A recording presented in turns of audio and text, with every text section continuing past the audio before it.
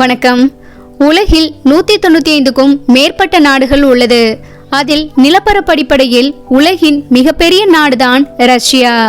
பூமியின் மொத்த பரப்பளவுல 11% ரஷ்யா ஆக்கிரமிச்சிருக்கு. இந்த நாட்டின் மொத்த பரப்பளவுன்னு பார்த்தோம்னா சுமார் 17.098 மில்லியன் சதுர கிலோமீட்டர் ஆகும். அதாவது நம்ம இந்தியாவை விட 5 மடங்கு பெரியதுதான் இந்த ரஷ்யா. கிட்டத்தட்ட 5 பெரிய நாடுகள் சேர்ந்த அளவுக்கு இந்த நாடு மிக பெரியதாக உள்ளது. அதனாலதான் ரஷ்யாவில் 11 நேர மண்டலங்கள் உள்ளது. அதாவது ரஷ்யாவோட ஒரு ஊர்ல இரவாக இருந்தா இன்னொரு ஊர்ல பகலாக இருக்கும்.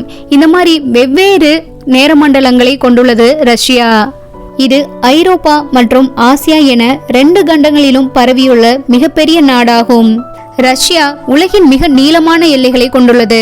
கிட்டத்தட்ட 20,000 கிலோமீட்டருக்கு மேல 14 நாடுகள்ல இதோட எல்லைகள் பரவியுள்ளது.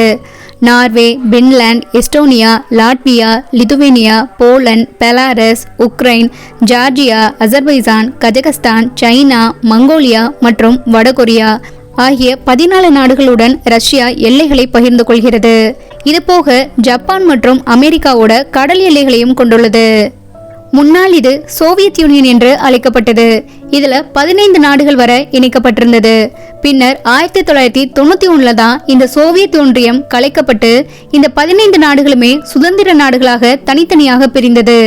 அதுல ரஷ்யா ரொம்பவே வலிமையான மிகப்பெரிய நாடாக உருவெடுத்தது. இன்னைக்கும் உலகின் வலிமையான இராணுவ நாடுகளில் ஒன்றாகவும் அணு ஆயுத சக்தி கொண்ட நாடாகவும் ரஷ்யா உள்ளது. அமெரிக்காவே நினைச்சாலும் ரஷ்யாவை தாக்க முடியாது. ஏன் நேட்டோவை சேர்ந்த பல நாடுகள் ரஷ்யாவிற்கு எதிராக தான் இருக்கு. எல்லா நாடுகளுமே சேர்ந்து ரஷ்யாவை தாக்கணும்னு நினைச்சா கூட அது முடியாது. ஏன்னா நாடு முழுவதுமே ரஷ்யா மேட் என்ற சிஸ்டத்தை உருவாக்கி வச்சிருக்கு. அதாவது என்ன தொட்டா நீயும் செத்தன்ற மாதிரி தான் இந்த சிஸ்டம். ஏதாவது ஒரு நாடு ரஷ்யா மீது அணுகுண்டு போட்டாலோ இல்லை ஏவுகணை மூலமா தாக்கினாலோ இந்த மேடெண்டர் சிஸ்டம் அதோட வேலையை காட்ட ஆரம்பிச்சிடுது. என்னன்னா எந்த நாட்டில இருந்து எந்த திசையில இருந்து அந்த ஏவுகணைகள் அந்த அணுகுண்டுலாம் தாக்கியதோ அதே திசையை நோக்கி ரஷ்யாவின் மொத்த இராணுவ ஏவுகணைகளும் எதிரி நாட்டை மொத்தமாவே அழிச்சிடும். அந்த அளவுக்கு ஒரு பலம் வாய்ந்தது தான் இந்த மேடெண்டர் சிஸ்டம் என்று சொல்லப்படுது. ரஷ்யாவிடம் பெரிமீட்டர் எனும் டெட் ஹேண்ட் அமைப்பும் உள்ளது. அதாவது இது ஒரு தானியங்கி அழிவு நாள் அமைப்பாகும். இது ரஷ்ய மண்ணில் அணு ஆயுத தாக்குதலை கண்டறிந்து தலைமைத்துவத்தோட தொடர்பை இழந்தால் தானாகவே எதிர்த்தாக்குதலை தொடங்கும் வகையில் வடிவமைக்கப்பட்டுள்ளது. இதன் மூலம் 2வது முறை தாக்குதல் நடக்கும் என்பது உறுதி செய்யப்படுகிறது. சோவியத் ஒன்றியத்தின் முதல் அரசு தலைவர் ரஷ்ய புரட்சியின் சிற்பி விளாடிமிர் லெனின் மற்றும் அவருக்கு பின் வந்த ஜோசப் ஸ்டாலின் இருவரும் சோவியத் ஒன்றியத்தை கம்யூனிச நாடாகவும் உலக வல்லரசாகவும் நிறுவினார்கள். இந்த நாட்டில் ஆண்களை விட பெண்களே அதிகம் உள்ளனர். இதற்கு காரணம் 2ஆம் உலகப் போரில் ஏற்பட்ட உயிரிழப்புகள் என்று சொல்லப்படுது. 2ஆம் உலகப் போரின் போது ரஷ்யால இருந்து மட்டுமே 2 கோடிக்கும் அதிகமான ஆண்கள் உயிரிழந்திருக்காங்க. அதுதான் இந்த ஆண்களின் பற்றாக்குறைக்கு காரணமாக உள்ளது. ரஷ்யாவில் ரெட் ஸ்கொயர் என்ற செஞ்சதுக்கம் ரொம்பவே பிரபலமானது. இந்த செஞ்சதுக்கம் என்பது ரஷ்யாவின் மாஸ்கோ நகரின் அடையாள சின்னமாக உள்ளது. இது இந்த நாட்டின் இதயமாகவும் யுனெஸ்கோவின் உலக பாரம்பரிய தலமாகவும் விளங்குகிறது. 15ஆம் நூற்றாண்டில் ஒரு சந்தையாக இருந்த இது கிரெம்லின், புனித பெசில் பேராலயம் மற்றும் புரட்சியாளர் லெனினின் கல்லறை மாடம் போன்ற முக்கிய அடையாள சின்னங்களால் சூழப்பட்டுள்ளது. மேலும் இது முக்கிய இராணுவ அணிவகுப்புகள் மற்றும் கொண்டாட்டங்களுக்காக பயன்படுத்தப்படுகிறது. ரஷ்யா சோவியத் யூனியனாக இருந்த காலத்திலேயே அங்க பல மர்மங்களும் ரகசியங்களும் இருப்பதாக சொல்லப்படும். இன்னைக்கும் ரஷ்யாவில் பல ரகசிய நகரங்கள் உள்ளது. இந்த ரகசிய நகரங்கள்ல வேலை பார்க்குற மக்கள் அவங்க குடும்பங்களை பார்க்க போகணும்னா அதுக்கு அவங்க தனியா அனுமதி வாங்கணும். அதே மாதிரி அவங்க இங்க என்ன மாதிரி வேலை செய்யறாங்க, எந்த துறைகளில் வேலை பார்க்குறாங்கன்றத யார்கிட்டையுமே சொல்லாம இருக்கணும்ன்ற சில விதிகள் அவங்க கட்டாயமா பின்பற்ற வேண்டியது இருக்கு. இன்னைக்கும் கூட ரஷ்யாவில் அந்த ரகசிய நகரங்களுக்கு வெளிநாட்டு பார்வையாளர்களுக்கு வருவதற்கோ இல்லை அந்த இடத்தை பார்வையிடவோ யாருக்குமே அனுமதி கிடையாது. முற்றிலும் தடை செய்யப்பட்டுள்ளது. ஏன் உள்ளூர் மக்களுக்கே அங்க என்ன மாதிரி வேலை நடக்குதுன்றது யாருக்குமே தெரியாது. இப்படி அனைவராலும் மூடிய நகரங்களாக அறியப்படும் இந்த நகரங்கள் பெரும்பாலும் இராணுவம் மற்றும் அணு ஆராய்ச்சி மையங்களாக செயல்படுகிறது என்று சொல்லப்படுது. ரஷ்யாவின் தொலைவில் அமைந்துள்ள கம்கச்சா எனும் தீபகற்பத்தில் வில்யூச்சென்சிக் என்ற நகரம் உள்ளது. இந்த நகரில் அணுசக்தி நீர்மூழ்கி கப்பல்களுக்கான கட்டுமானம் தளம் அமைந்துள்ளது. அதே மாதிரி சைபீரியாவின் நடுவில் உள்ள ஜெலஸ்னோகோர்க் எனும் இடம் ரஷ்யாவின் புளூட்டோனியம் உற்பத்திக்கான மையமாக இருக்கு.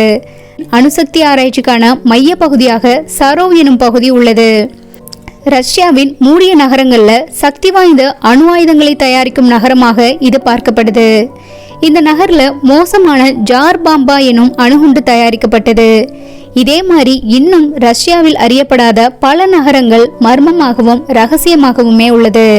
முக்கியமா இந்த நகரங்கள் உலக வரைபடங்களிலேயே இல்லை என்றும் சொல்லப்படுது. இப்படி பல ரகசியங்களை ரஷ்யா கொண்டுள்ளது. இந்த நாட்டின் பூர்வகுடி ரஷ்யர்கள் ருஸ்கியே என்று அழைக்கப்படுகின்றனர். மற்றவர்கள் ரோசியானி என்றும் அழைக்கப்படுகின்றனர். ரோசியானி என்பதற்கு ரஷ்யாவின் எல்லா இன மக்களையும் குறிப்பதாகும். ரஷ்யாவின் அதிகாரப்பூர்வ நாணயமாக ரூபிள் உள்ளது. இந்த ரூபிளும் நம்ம இந்தியன் ரூபாயும் கிட்டத்தட்ட சமமாக தான் இருக்கு. ஒரு ரூபிள் என்பது நம்ம இந்திய காசுல 1 ரூபாய் 10 பைசாவுக்கு சமமாக உள்ளது. ரஷ்யாவின் அதிகாரப்பூர்வ மொழியாக ரஷ்ய மொழிதான் உள்ளது. இது அரசாங்கம், கல்வி மற்றும் ஊடகங்களுக்கான முதன்மை மொழியாக செயல்படுகிறது. இது போக இங்க 100க்கும் மேற்பட்ட மொழிகளும் பேசப்படுகிறது. அதில் டாடர் என்ற மொழி மிகவும் பிரபலமான சிறுபான்மை மொழியாகும். இந்த நாடு 45% காடுகளால தான் சொல்லப்பட்டுள்ளது.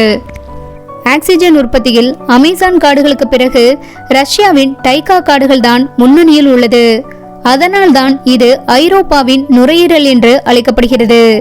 மது வகைகள்ல உலகளவில் பிரபலமான ஒன்றுதான் ஓட்கா. முதல்ல இந்த ஓட்கா ரஷ்யாவில் தான் தயாரிக்கப்பட்டது. பூமியிலிருந்து விண்வெளிக்கு சென்ற முதல் மனிதர் தான் யூரி காகரின். இவர் ரஷ்ய நாட்டை சேர்ந்தவர். 1961 பூமியிலிருந்து விண்வெளிக்கு பயணம் செய்தார்.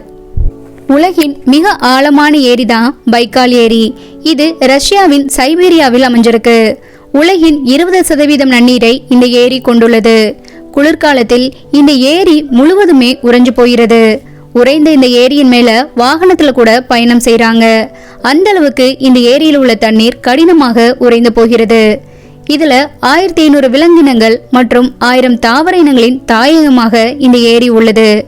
ஆழமான மற்றும் தெளிவான நீரை கொண்ட இந்த ஏரி 25 மில்லியன் ஆண்டுகள் பழமையானது என்று சொல்லப்படுது. அதனாலேயே இது யுனெஸ்கோவின் பாரம்பரிய தலமாகவும் உள்ளது. உலகின் மிக நீளமான ரயில் பாதை ரஷ்யாவில் தான் அமைஞ்சிருக்கு. அதுதான் டிரான்ஸ் சைபீரியன் ரயில் பாதை. இது 9289 கிலோமீட்டர் நீளமுடையது. அதாவது ரஷ்யாவின் தலைநகரமான மாஸ்கோவை ரஷ்யாவின் கிழக்கில் உள்ள விளாடிவோஸ்டாக்குடன் இணைக்கிறது. அதாவது கிழக்கிலிருந்து மேற்கு வர இது இணைக்கப்பட்டிருக்கு. இதில் முக்கியமான விஷயம் என்னன்னா, நம்ம ரஷ்யாவில் கிழக்குல இருந்து மேற்கு போறதுக்குள்ள நம்ம 8 நேர மண்டலங்களை கடந்து போகணும். அதாவது ஒரு ஊர்ல இரவாக இருக்கும், இன்னொரு ஊர்ல பகலாக இருக்கும். இப்படி மாறி மாறி நம்ம 8 நேர மண்டலங்களை கடந்து தான் நம்ம ஒரு பகுதியிலிருந்து இன்னொரு பகுதிக்கு போக முடியும். இந்த ரயிலில் பயணம் செய்வதற்கு குறைந்தது 7 நாட்கள் வரை தேவைப்படுது. இந்த ரயில் பாதை 1891 தொடங்கி 1916 முடிவடைந்தது. அதாவது கிட்டத்தட்ட இதை கட்டி முடிக்க 25 ஆண்டுகள் ஆனது. ரஷ்யாவின் முக்கியமான அதே நேரம் வரலாற்று சிறப்புமிக்க ரயில் பாதையாக இந்த டிரான்ஸ் சைபீரியன் ரயில் பாதை உள்ளது. ரஷ்யாவின் யூரல் மலைகளில் அமைந்துள்ள கராச்சி ஏரி தான் உலகின் மிகவும் மாசுபட்ட ஏரியாக உள்ளது. 1951 ஆண்டிலிருந்து இங்க மாயக் உற்பத்தி நிலையத்திலிருந்து கதிரியக்க கழிவுகளை கொட்டும் இடமாக இந்த ஏரி பயன்படுத்தப்பட்டிருக்கு. 1990களில் இந்த ஏரியில 1 மணி நேரத்துக்கு மேல யாராலுமே நிக்க முடியாது. ஏன்னா அதுக்கு மேல நின்றா அவங்க உயிரே போயிரும். அந்த அளவுக்கு இந்த ஏரியில கதிரியக்கத்தின் தாக்கம் அதிகமாக இருந்தது. மாஸ்கோவில் இருக்கும் கிரெம்ளின் மாளிகை நன்கு பாதுகாக்கப்பட்ட வளாகமாகும். இது ரஷ்ய ஜனாதிபதியின் அதிகாரப்பூர்வ இல்லமாகவும் அலுவலகமாகவும் பயன்படுத்தப்படுகிறது. 13ஆம் நூற்றாண்டில் கட்டப்பட்ட இந்த வளாகத்தில் 5 மாளிகைகளும் 4 தேவாலயங்களும் உள்ளது. இந்த கிரெம்ளின் மாளிகையை சுற்றி 4 கண்காணிப்பு கோபுரங்களுடன் கூடிய மதில் சுவர்கள் உள்ளது. கிரெம்ளின் என்பதற்கு நகரத்திற்கு நடுவே இருக்கும் கோட்டை என்பது பொருள். பல நூற்றாண்டுகளாக ரஷ்யாவின் அதிகார மையமாக விளங்குகிறது. அதேபோல் சென்ட் பசில்ஸ் கத்தீட்ரல் தேவாலயம் ரஷ்யாவின் மிக அழகான பிரபலமான கட்டிடமாக புகழ்பெற்று விளங்குகிறது. ரஷ்யாவின் சுற்றுலா தலங்களில் மிகவும் முக்கியமான ஒன்றாகவும் உள்ளது. ரஷ்யா ஒரு மதச்சார்பற்ற நாடாக இருந்தாலும் இங்கு பெரும்பான்மையாக ஆர்த்தடாக்ஸை கிறிஸ்தவமே அதிக மக்களால் பின்பற்றப்படுகிறது. கிட்டத்தட்ட 40,000க்கும் மேற்பட்ட தேவாலயங்கள் உள்ளது. ரஷ்யாவின் தலைநகரமான மாஸ்கோவில் மட்டும் 1150க்கும் மேற்பட்ட திருச்சபைகள் உள்ளது. இங்கு உள்ள கிஷி போகாஸ்ட் என்ற மர தேவாலயம் ரொம்பவே பிரபலமானது. ஒனேகா ஏரிக்கரையில் அமைந்துள்ள இந்த கிஷி போகாஸ்ட் என்ற மர தேவாலயம் ஒரு உலோக அணிகள் இல்லாம முற்றிலும் மரத்தால் கட்டப்பட்டது. 22 குவிமாடங்களை கொண்ட இந்த மர தேவாலயத்தில் ஒரு உலோக அணிகள் கூட பயன்படுத்தாமல் ஒன்றோடொன்று கோர்க்கும் மரக்கட்டைகளை கொண்டு முற்றிலும் மரத்தால் கட்டப்பட்டதற்காக புகழ் பெற்றவையாக உள்ளது. யுனெஸ்கோவின் உலக பாரம்பரிய தலமாகவும் உள்ளது. 37 மீட்டர் உயரமுள்ள இந்த தலை சிறந்த படைப்பு பாரம்பரிய ரஷ்ய மரவேலைப்பாட்டின் உச்சத்தை பிரதிபலிக்கிறது. ரஷ்யாவின் சென்ட் பீட்டர்ஸ்பர்க்கில் உள்ள மெட்ரோ தான் உலகின் மிக உயரமான நகரும் படிக்கட்டுகளை கொண்டுள்ளது.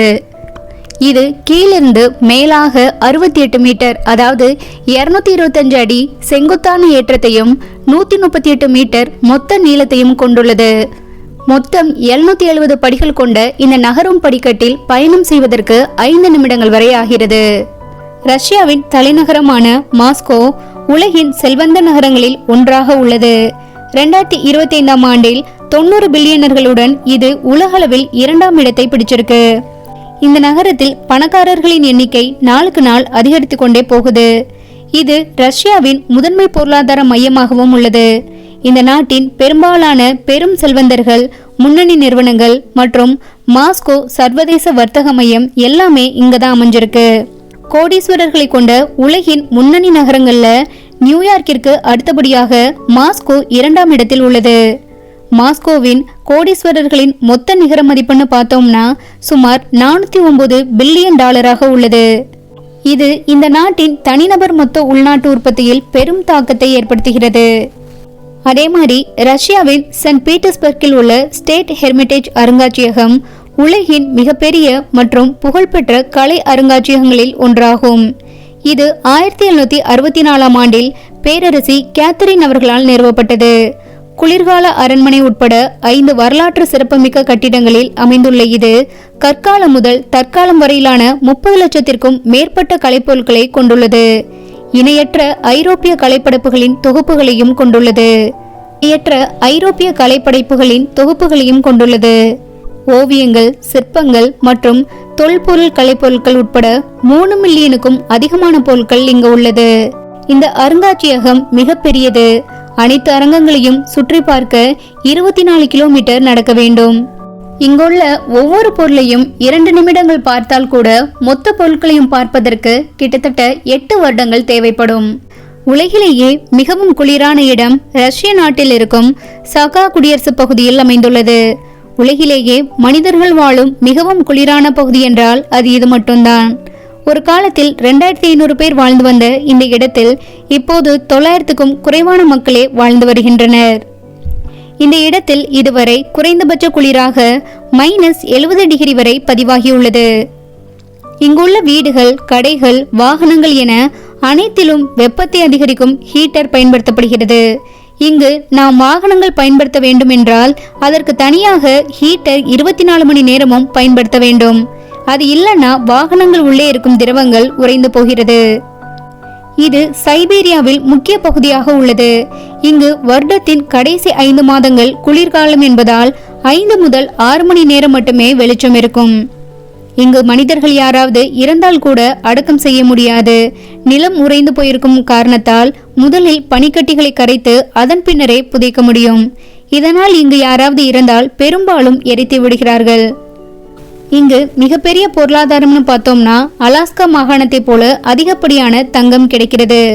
அந்த அளவுக்கு இங்கு தங்க சுரங்கங்கள் அதிகமாக உள்ளது. இதன் மூலமாகவே மக்கள் வாழ்ந்து வருகின்றனர். உலகில் குளிரான இடம் என்பதால் பல வெளிநாட்டு மற்றும் உள்நாட்டு மக்களை இந்த இடம் கவர்கிறது. இதன் மூலமாக இங்கு சுற்றுலா பயணிகள் வருகையும் அதிகரித்துள்ளது. ரஷ்யாவில் நிறைய வித்தியாசமான நம்பிக்கைகள் பின்பற்றப்படுவதாக சொல்றாங்க. அதாவது ஒருத்தர் வீட்டுக்கு வந்தாலோ இல்ல வீட்டை விட்டு கிளம்பும் போதோ வாசல் கிட்ட நின்று கை குலுக்கவோ பொருட்களை கொடுக்கவோ அல்லது ஒருத்தரை வாழ்த்தவோ கூடாதான். இப்படியெல்லாம் பண்றனால அது வாக்குவாதங்களை தூண்டும் என்றும் இது கெட்ட சகுனம் என்றும் நம்பப்படுது. அதே மாதிரி வீட்டுக்குள் யாரும் விசில் அடிக்க கூடாது என்று சொல்லப்படுது. வீட்டுக்குள்ள விசில் அடிக்கிறனால பணம் முழுவதும் கரைந்து போய் அந்த வீட்டுல வறுமை வந்துரும்னு நம்பப்படுது. அதே மாதிரி யாருக்காவது பிறந்த நாள்னா அதுக்கு முன்னாடியே அவங்களுக்கு வாழ்த்துக்கள் சொல்லக்கூடாது. என்னைக்கு பிறந்த நாளோ அன்னைக்கு தான் அவங்களுக்கு வாழ்த்துக்களை சொல்லணும். அதுக்கு முன்னாடியே சொல்றனால அவங்களுக்கு ஆயுட்காலம் குறையும் என்று நம்பப்படுது. இதுல முக்கியமா யாருக்காவது அன்பளிப்பு கொடுக்கணும்னாலோ வாழ்த்துக்கள் சொல்லணும்னாலோ ஒற்றைப்படையிலான எண்ணிக்கை கொண்ட மலர்களை தான் கொடுக்கணும். இரட்டைப்படையிலான எண்ணிக்கை கொண்ட மலர்களை கண்டிப்பா அங்க கொடுக்கவே கூடாது. அது இறுதி சடங்கிற்கான வழக்கமாக பார்க்கப்படுது. இறுதி சடங்குல மட்டும்தான் இரட்டைப்படை எண்ணிக்கையிலான மலர்களை கொண்டு கொடுக்கணுமாம். இப்படி பல நம்பிக்கைகள் பூர்வகுடி ரஷ்யர்கள்ட்ட இருந்து பின்பற்றி வருவதாக சொல்லப்படுது. ரஷ்யாவின் பாரம்பரிய நடனம் ஸ்லாவிய கலாச்சாரம் கொண்ட சாகச கலைகளாகும். இதில் நுணுக்கமான வண்ணமயமான ஆடைகளை கொண்ட உயிரோட்டமான ஆற்றல் மிக்க நிகழ்ச்சிகளாக உள்ளது. இதில் வட்ட நடனமான கோரோவாட், ஆற்றல் மிக்க குந்துகை நடனங்களான பாரினியா மற்றும் கச்சாக் சோக் மற்றும் நாடகத்தன்மை வாய்ந்த மிதக்கும் பெரியோஸ்கோ ஆகியவை அடங்கும். ரஷ்யாவின் தேசிய விளையாட்டாக பனியில் குச்சிகள் மற்றும் பந்தை கொண்டு விளையாடப்படும் பேண்டி எனப்படும் விளையாட்டு உள்ளது. இது பெரும்பாலும் ரஷ்ய ஹாக்கி என்று அழைக்கப்படுது. ரஷ்யாவின் பாரம்பரிய உணவாக பீட்ரூட் சூப், பெல்மெனி என்று அழைக்கப்படும் இறைச்சி நிரப்பப்பட்ட டம்ப்ளிங்ஸ், அதாவது நம்ம ஊர்ல அதை கொழுக்கட்டைன்னு சொல்லுவோம். அது போக பிலினி என்று அழைக்கப்படும் புளிப்பு கிரீம் தடவப்பட்ட பேன்கேக், அதாவது மெல்லிய தோசை, இது எல்லாமே ரஷ்யாவின் பாரம்பரிய உணவாக உள்ளது. ரஷ்யாவின் தேசிய விலங்காக யுரேஷிய பழுப்பு நிற கரடி உள்ளது. இந்த நாட்டில் மட்டும் சுமார் 1,30,000 2,45,000 வரையிலான பழுப்பு நிற கரடிகள் உள்ளது. இதெல்லாம் பெரும்பாலும் சைபீரியா மற்றும் தூரக்கிழக்கு பகுதிகளில் காணப்படுது. குறிப்பா கம்சட்கா எனும் தீபகற்பத்தில் அதிகமான எண்ணிக்கையில் பழுப்பு நிற கரடிகள் உள்ளது. இவை ஒரு தேசிய சின்னமாக செயல்படுவதால் கலாச்சார ரீதியாக முக்கியத்துவம் வாய்ந்தவையாகவும் இந்த பழுப்பு நிற கரடிகள் உள்ளது. ரஷ்யாவின் கம்சட்கா எனும் தீபகற்பத்தில் 160க்கும் மேற்பட்ட எரிமலைகள் உள்ளது. இதுல 29 எரிமலைகள் செயல்படும் எரிமலைகளாக உள்ளது. இந்த பகுதி யுனெஸ்கோவின் பாரம்பரிய தலமாகவும் உள்ளது. அரிதான இயற்கை வளங்கள் நிறைந்த நாடுதான் ரஷ்யா. இந்த நாடு எண்ணெய் எரிவாயு வழங்குவதை நிறுத்தினால் உலகின் பல நாடுகளில் இருள் சூழும். உணவு சமைப்பதே கஷ்டமாகிரும். அந்த அளவுக்கு எண்ணெய் எரிவாயு வளத்தில் ஆதிக்கம் செலுத்தும் நாடாக உள்ளது. இந்தியாவிலிருந்து 27,000க்கும் அதிகமான மாணவர்கள் ரஷ்யாவில் படிக்கிறாங்க. அதுல பெரும்பாலும் மருத்துவ படிப்புக்காக தான் இந்தியாவிலிருந்து ரஷ்யா வர்றாங்க.